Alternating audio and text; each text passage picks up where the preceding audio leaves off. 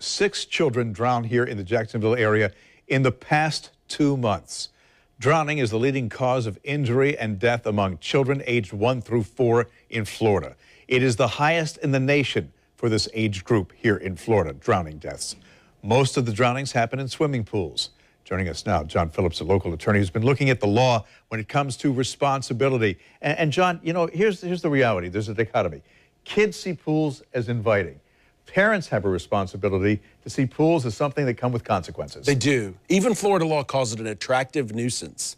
I mean, what kind of dichotomy is that? It's attractive because kids want to go in, have fun, you know, they have great memories swimming, but it's a nuisance because of what happens. We fill, in Florida alone, 3 to 4 classrooms of preschools of kids that are no longer with us. That's too many. That's too much. So you've got to be responsible if you're a pool owner, if you're having people over at your pool. And there's some things that are practical, especially if you have kids. You should know CPR. 100%. You should have pool alarms. But when do you realize that you've got enough safety measures in place? When I mean, it's kind of, you can never have too much safety. It goes back to that whole thing. The Florida law requires any pool after 2000 that they have alarms, that they have gates, that they have these protective measures. But guess what? When kids are swimming, those are open, those are off. And that's what we're seeing.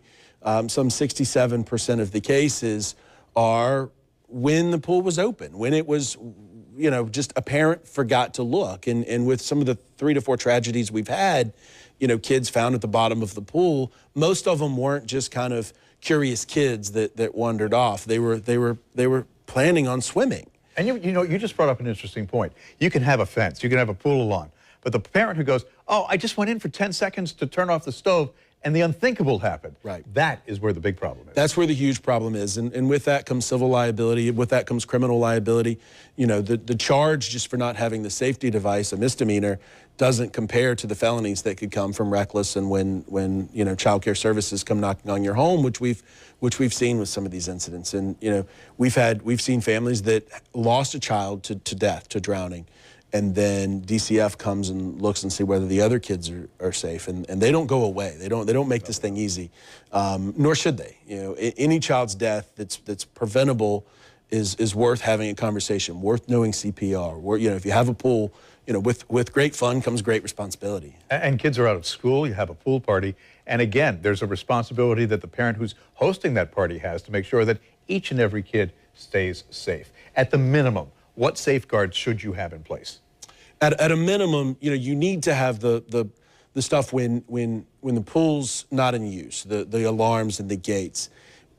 I don't want to tell every parent they have to have a lifeguard, but they need to know CPR. They need to keep an eye out on kids, or make sure that you know, you're not drinking too much by the pool and then all of a sudden you're not paying attention.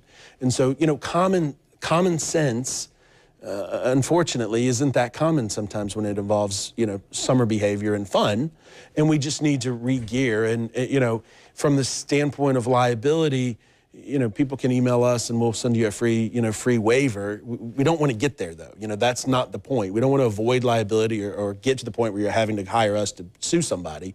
But reasonable safety measures and thinking about it. A lot of this, Bruce, can just be prevented with thinking about it. And even if you do think about it, you have a backyard pool. They're all over Florida. I mean, that's a fact of life here. You have a fence. Somebody hops that fence. Somebody you don't know. You're on vacation or whatever. Do you have responsibility? You don't. In the trespass situation, as long as you have these reasonable safety measures, you don't have liability. But that's where this whole premises liability attractive nuisance thing developed, is because people had unfenced pools, kids were hopping in them, drowning, and with that comes, you know, more extensive liability. Homeowners insurance policies aren't covering them as much either.